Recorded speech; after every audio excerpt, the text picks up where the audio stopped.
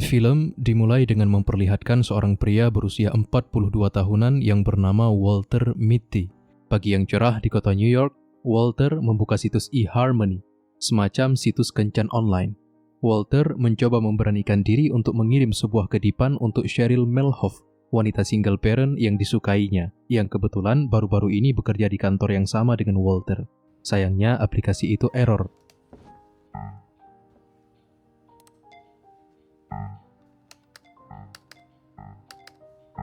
Walter kemudian beranjak bekerja seperti biasa dan sedikit kepikiran dengan isi profilnya Cheryl, karena di situ tertera gambaran sosok pria idamannya, yaitu ABC, Adventurous, Brave, Creative, pria petualang, pemberani, dan kreatif, atau setidaknya seorang pegawai.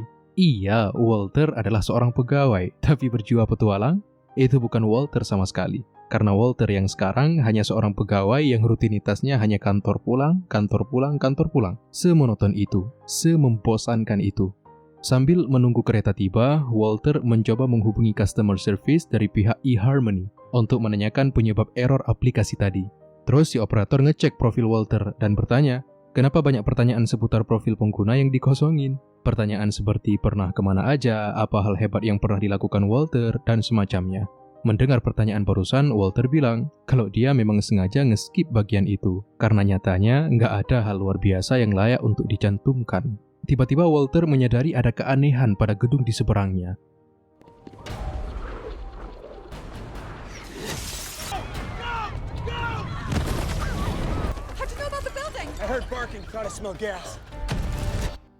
Ternyata kejadian kepahlawanannya barusan cuma imajinasi Walter saja.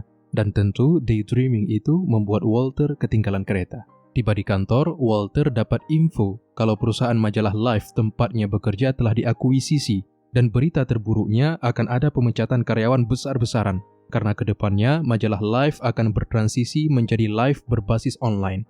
Seorang pria brewokan bernama Ted Hendrick memperkenalkan dirinya bahwa dialah direktur transisi, yaitu pihak eksternal yang disewa oleh direktur perusahaan untuk mecat-mecat karyawan yang dianggap minim kontribusi ketika Life telah berbasis online ke depannya. Dari kejauhan, Walter sempat memperhatikan Cheryl. Tiba-tiba Walter datang dengan kostum pendaki gunungnya, yang tentu membuat Cheryl terkesima. Tapi lagi-lagi, itu hanya khayalan Walter saja. By the way, Walter bekerja di bagian foto aset negatif. Asisten Walter bilang kalau di atas meja sudah ada paket kiriman dari Sean O'Connell, seorang fotografer legend yang rutin mengirimkan foto-foto luar biasanya untuk dicetak sebagai cover majalah Life. Di dalam paket, terdapat selembar surat berisikan ucapan terima kasih Sean kepada Walter atas kerja keras Walter selama 16 tahun ini. Bagi Sean, Walter lah sosok di belakang layar yang paling berjasa, membuat foto-foto kiriman Sean menjadi mahakarya majalah Life. Sean juga ngasih tahu kalau foto nomor 25 adalah hasil foto terbaik di antara semua foto kirimannya selama ini. Paket juga berisikan sebuah dompet hadiah ulang tahun dari Sean untuk Walter. Dompet dengan moto majalah Life tertera di dalamnya.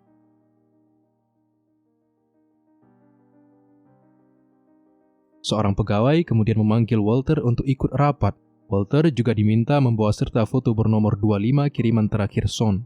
Sayangnya pas dicek, film negatif bernomor 25 itu malah nggak ada di antara film-film negatif kiriman Sean. Seketika Walter panik dong, karena itu merupakan tanggung jawabnya. Direktur perusahaan kemudian mengumumkan secara resmi tentang transisi perusahaan, PHK karyawan secara massal, dan bla bla bla. Ted kemudian ngambil alih dan bilang kalau penerbitan majalah selanjutnya adalah penerbitan majalah terakhir mereka, sebelum nantinya Life berbasis online. Ted nggak sabar pengen ngeliat foto apa sih yang akan menjadi cover majalah terakhir mereka. Nah, Walter di sini nyoba ngulur waktu dan bilang kalau foto itu sedang dalam proses. Oke, tapi dalam 20 hari ke depan majalah itu akan diterbitkan, tegas Ted. Selesai meeting, Walter ngeberaniin diri untuk nyapa Cheryl. Kebetulan Cheryl juga bekerja di bagian pencatatan film negatif. Walter ngejelasin masalahnya tentang foto nomor 25 yang nihil keberadaannya. Berharap Cheryl punya ide untuk melacak Sean. Sayangnya nggak ada yang tahu keberadaan Sean, mengingat sang fotografer petualang itu nggak pakai ponsel sama sekali. Tapi Cheryl akan meminta temannya untuk melacak posisi terakhir Sean mencairkan gajinya.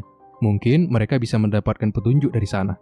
Ketika jam istirahat kantor, Walter masih saja berkutat dengan pekerjaannya, mencoba memahami petunjuk yang ada. Karena harusnya foto nomor 25 dipotret dekat-dekat dengan foto nomor 24 dan 26. Foto nomor 24 berisikan sebuah benda bersudut bundar, foto 26 adalah jempol bercincin, sedangkan 27 semacam perairan. Cheryl menghampiri dan mencoba membantu menganalisa. Sayangnya sama seperti Walter, nothing comes to mind. Sebelum berpisah, Walter bilang ke Cheryl kalau pekerjaan sampingannya adalah seorang seniman. Tapi lagi-lagi, hanya khayalan Walter yang ingin membuat Cheryl kagum padanya. Odessa Mitty, adik Walter, ngasih tahu kalau piano besar peninggalan sang ayah nggak muat masuk ke apartemen baru mereka.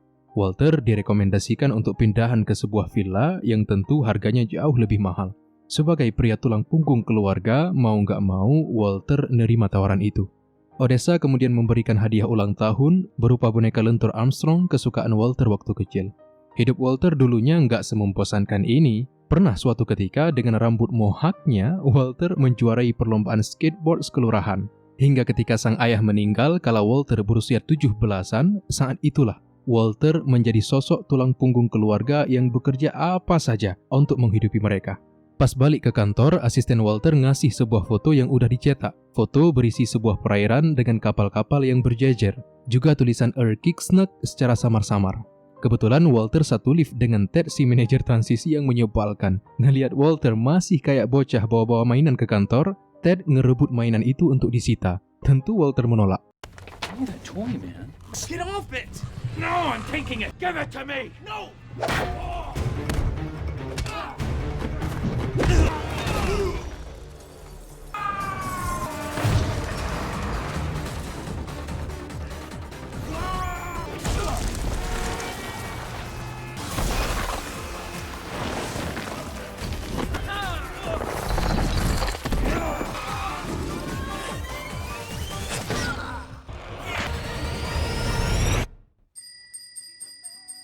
Dan lagi-lagi, imajinasi dari Walter Mitty sang pemimpi. Walter kembali berpapasan dengan Cheryl. Cheryl ngebantu googling apa itu Erkiksnak yang ada di foto. Sayangnya nggak ada sinyal di kantor. Terus Cheryl ngajak Walter untuk pulang bareng, sekalian jemput Rich Melhoff, putra Cheryl yang lagi main skateboard di taman. Melihat Rich yang masih sangat pemula, Walter ngajarin tuh bocah beberapa trik. Sayangnya Cheryl nggak ngeliat pas Walter sedang keren-kerennya beraksi. Mereka akhirnya dapat petunjuk bahwa Erkiksnak itu berada di Nuuk, Greenland. Cheryl menyemangatinya untuk menyusul Son ke sana. Antara senang dan ragu yang Walter rasakan. Sebab, satu sisi masalahnya sudah mulai dapat titik terang, namun di lain sisi, jarak dari Amerika ke Greenland sangatlah jauh untuk seseorang dengan kepribadian introvert seperti dirinya. Terus Walter ngasih tahu Cheryl kalau dia punya kelainan genetik seperti Benjamin, di mana semakin Walter menua secara usia, secara berangsur fisiknya akan semakin mengecil hingga menjadi bayi, dan akhirnya mati dalam pangkuan Cheryl. Yap, seperti yang kalian tebak, ngayal terus. Tapi ya imajinasi macam apa ini? Di kantor, Walter kembali berpapasan dengan Ted yang lagi-lagi meminta foto nomor 25. Jawaban Walter seperti biasa, fotonya sedang dalam proses. Ted mengingatkan bahwa lain kali mereka bertemu, fotonya harus sudah jadi. Ted benar-benar nekan Walter secara psikis. Asisten Walter berasumsi mungkin Son memang gak pernah ngirim fotonya. Mungkin foto itu masih bersama Son. Walter kemudian memperhatikan foto Son yang seolah-olah mengajaknya keluar dari zona nyaman, pergi berpetualang menemuinya di Greenland. Walter pun memantapkan hatinya, meneguhkan tekadnya untuk pergi berpetualang. Sekaligus menyelamatkan pekerjaan, mungkin bonusnya pas pulang bertransformasi menjadi sosok pria idaman bagi Cheryl sang pujaan.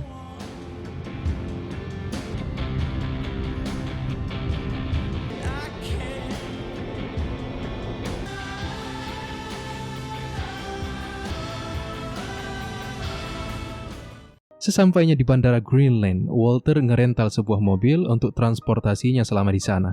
Walter berhenti di sebuah bar untuk mencari informasi tentang keberadaan kapal Erkiksnak. Erkiksnak? Ya, Erkiksnak. Erkiksnak. Seorang pria besar yang lagi mabuk berat ngajak Walter untuk karaokean bareng. Walter nolak secara halus. Pria mabuk itu pun kesal dan langsung ngehajar Walter. Nah, pas lagi berantem nih, Walter nggak sengaja ngeliat jempol bercincin pria itu yang persis sama dengan yang di foto kiriman Son. Mendengar nama Son, si pria itu pun berhenti memukul. Setelah tenang, pria itu cerita, beberapa hari lalu dia nganter Son bareng paket lain ke kapal Erkiksnak. Foto jari itu dijepret Son pas si pria lagi megang tuas kemudi helikopter. Dan ya, walaupun tampang kurang meyakinkan, pria itu adalah seorang pilot. Nah, kebetulan bentar lagi tuh pilot juga mau ngantar paket komponen radio ke Erkiksnak dan ngajak Walter ikut bareng bersamanya. Walter ragu dong, selain cuaca yang agak kurang bersahabat, nih pilot juga lagi mabuk berat, bisa-bisa mati muda gua sebelum sempat married dengan Cheryl.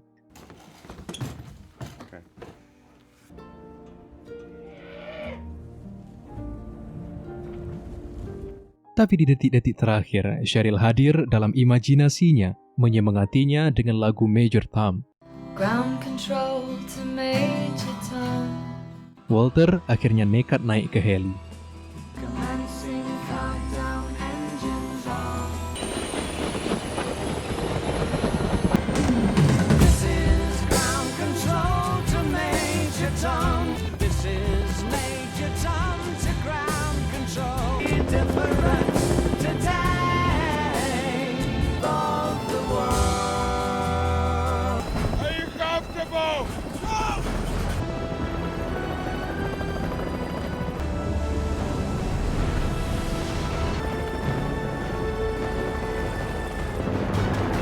Setibanya di kapal Erkiksnak, si pilot nyuruh Walter melompat ke kapal sambil membawa paket pesanan awak kapal.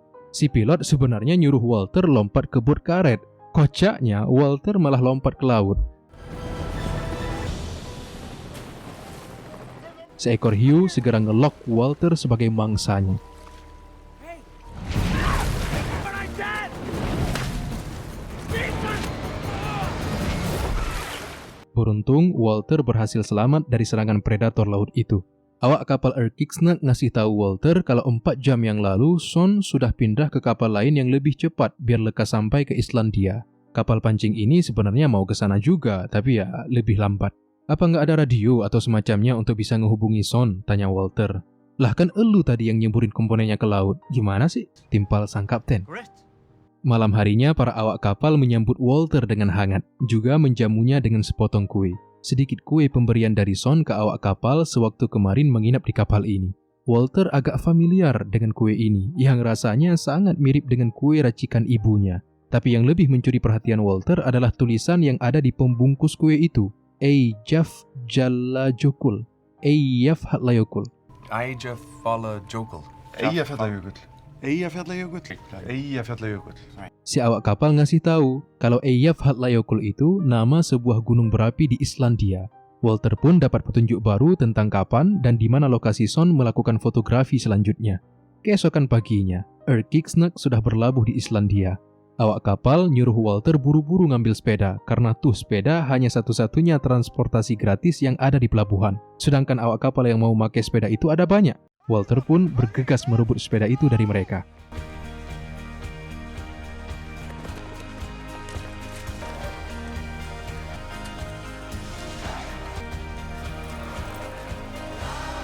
Ketika sedang asik menikmati pemandangan di sepanjang jalan, merasakan betapa sejuknya udara alami Islandia, si operator aplikasi kencan online eHarmony nelpon Walter, nanya kabar dan di mana posisi Walter sekarang. Tentu Walter dengan antusias cerita kalau dia baru saja dari Greenland, hampir jadi santapan hiu di lautan, terus sekarang dia lagi di Islandia untuk nyusul Son ke Gunung Merapi. Si operator merasa kagum dan menawarkan bantuan untuk ngisi kolom-kolom pertanyaan di profil eHarmony yang sebelumnya Walter kosongkan. Karena keasikan cerita, Walter malah nubruk tiang di pinggir jalan. Sepeda tak lagi bisa digunakan karena rodanya sudah berbentuk angka 8. Walter pun berlarian menuju sebuah penginapan dan bertemu dengan beberapa bocah di sana. Lalu Walter ngajakin tuh bocil buat barter barang. Sebuah skateboard panjang ditukar dengan boneka elastis Armstrong. Walter ngeyakinin kalau ini mainan gak bakalan putus walau ditarik sekuat tenaga. Skill marketing Walter lumayan juga. Aku baru saja mengantarnya ke bandara yang jaraknya 15 menit perjalanan dari sini. Jawab pemilik penginapan yang terlihat sedang buru-buru ngepack barang pas Walter nanya tentang keberadaan Son.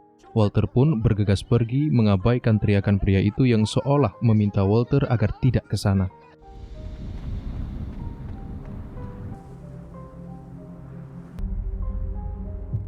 Walter lalu ngikat 2 batu di tangannya sebagai media cornering pas skateboarding. Walter pun meluncur dengan gaya.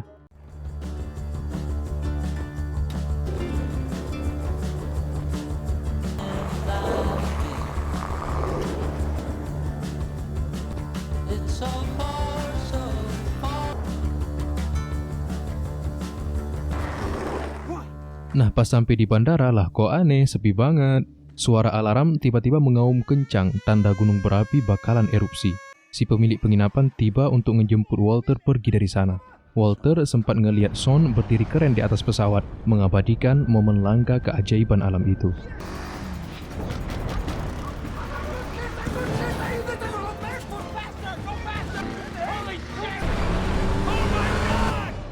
Walter berterima kasih ke si pemilik penginapan yang telah berbaik hati menjemputnya dari sana. Walter kemudian nelpon Cheryl memintanya nge-googling apa maksud 3 kata yang tertera di pembungkus kue Son: Rajkawi, Buzkashi, dan Warlocks. Sayangnya mesin pencari nggak bisa banyak membantu. Si asisten Walter yang di kantor juga ngasih tahu kalau sampai besok foto nomor 25 masih belum juga ada di meja Ted bakal mencat mereka berdua. Walter yang sudah buntu karena kehilangan jejak Son akhirnya memutuskan untuk kembali ke Amerika. Tiba di kantor, terlihat para karyawan yang telah diberhentikan lagi sibuk ngeberesin barang mereka. Ted yang ngelihat Walter tanpa foto nomor 25 langsung mencat Walter di hari itu juga. Tentu Walter adu banding membela diri, karena selama 16 tahun mendedikasikan diri mencetak jutaan foto kiriman dari fotografer di seluruh dunia, Walter nggak pernah melewatkan satu foto pun dan selalu berusaha agar foto cover majalah Life bisa menjadi mahakarya fotografi. Tapi cuma gara-gara telat satu foto saja, manajer tega mencat dia. Sayangnya, Ted tetap nggak peduli. Pas tahu kalau Cheryl juga telah di PHK, Walter pergi ke rumah Cheryl. Mungkin untuk sekadar menghiburnya, sekaligus ngasih oleh-oleh skateboard Islandia untuk Rich, putra Cheryl. Tapi ketika pintu diketuk, dari dalam terlihat sesosok pria yang tak lain adalah mantan suami Cheryl. Betapa hancur hati Walter mendapati fakta bahwa Cheryl telah kembali rujuk dengan mantan suaminya. Walter pun segera cabut pergi setelah sebelumnya menyenderkan skateboard itu secara serampangan di depan pintu Cheryl. Kehilangan pekerjaan setelah 16 tahun dedikasi, kehilangan gebetan setelah sesaat merasakan sensasi kehangatan, setelah sejenak menikmati romansa kenyamanan, benar-benar membuat Walter frustasi. Sepertinya rumah adalah satu-satunya tempat untuk kembali. Walter membuang dompet pemberian Son, kemudian duduk termenung meratapi diri, mengingat nasib yang seolah tak berpihak sama sekali. Tapi, Walter lagi-lagi nggak sengaja ngelihat sudut bundar piano ibunya persis seperti yang difoto kiriman Son. Nah, pas ditanya, ibunya ngasih tahu kalau beberapa hari yang lalu Son memang mampir pas Walter nggak ada di rumah. Son bertanya 1-2 hal tentang pekerjaan Walter. Sebelum pamit, Son bilang kalau dia sangat bangga dan berterima kasih atas dedikasi Walter lah orang yang paling berjasa membuat foto-fotonya menjadi mahakarya Life hingga bisa dinikmati semua orang. Mendengar hal itu, Walter pun terharu. Sang ibu juga ngasih tahu kalau Son akan ke Afghanistan untuk motret semacam macan tutul salju di pegunungan Himalaya. Semangat Walter kembali bangkit. Walter segera nge-googling semua informasi yang dia butuhkan selama perjalanan, nge-pack beberapa barang, dan siap untuk kembali berpetualang.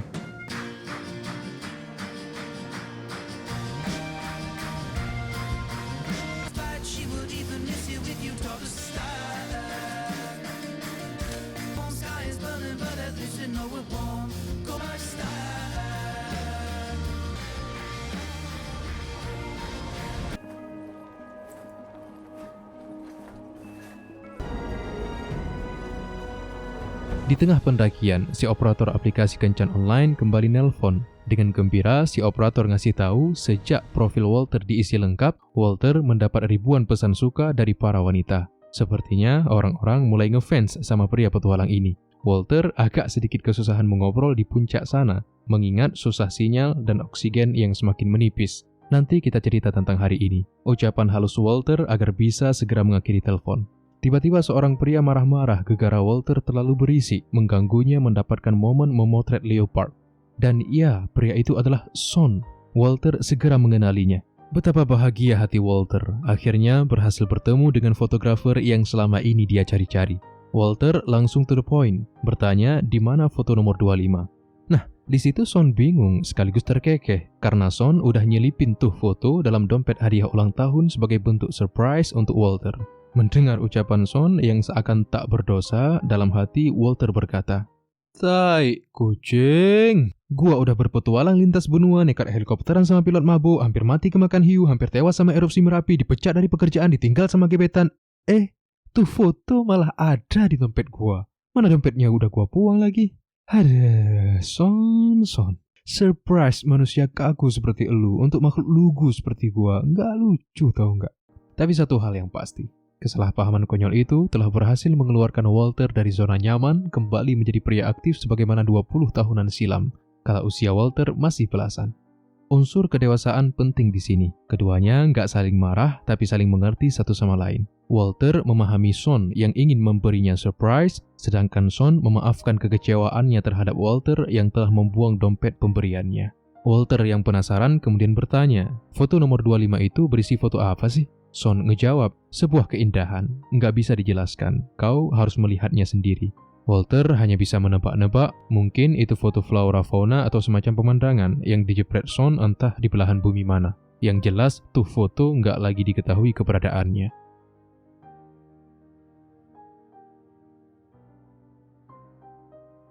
Pas pulang dari Afghanistan ke Amerika, Walter sempat ditahan selama 16 jam di bandara. Meski Walter udah nunjukin paspor serta kartu identitasnya, para petugas berkata, harus ada penjamin di LA untuk bisa memastikan kalau Walter bukanlah teroris yang menyusup ke Amerika. Walter kemudian teringat dengan si operator aplikasi kencan online, dan pria itu dengan senang hati membantunya. Setelah sekian lama hanya mengobrol via telepon, kedua sahabat ini akhirnya bertemu face to face dan langsung akrab satu sama lain.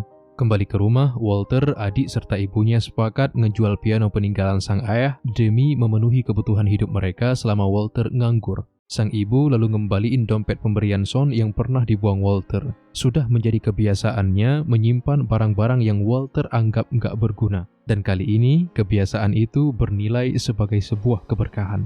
Tanpa melihat isinya, Walter langsung kembali ke kantor untuk menyerahkan foto nomor 25 itu ke Ted. Di sini, Walter juga nasihatin Ted. Walter paham sudah jadi tugas Ted untuk mecat-mecat orang, tapi nggak seharusnya Ted berperilaku menyebalkan. Si asisten mengucapkan terima kasih karena selama ini Walter telah menjadi bos yang baik untuknya. Ia lalu bertanya apa gambar mahakarya yang Son ingin tunjukkan di foto nomor 25 itu. Sayangnya, Walter sendiri nggak tahu karena fotonya belum sempat dicetak.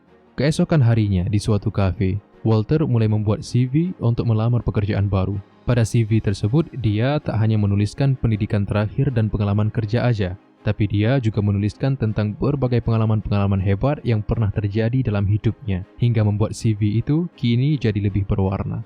Rich Melhoff, putra Cheryl, juga berterima kasih atas hadiah skateboardnya. Bocah itu kini mulai pro menggunakannya.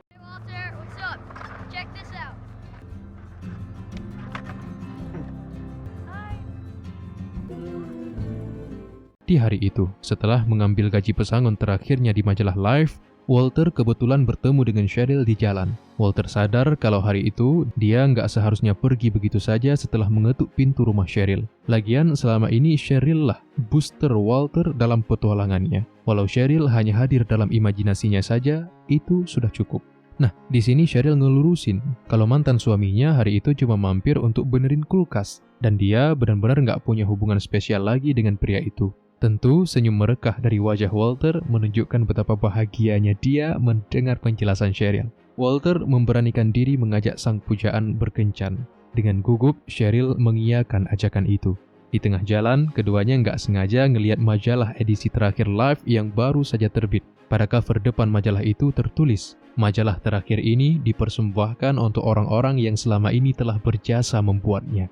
Dan ternyata, foto nomor 25 mahakarya dari Son itu adalah foto Walter sendiri.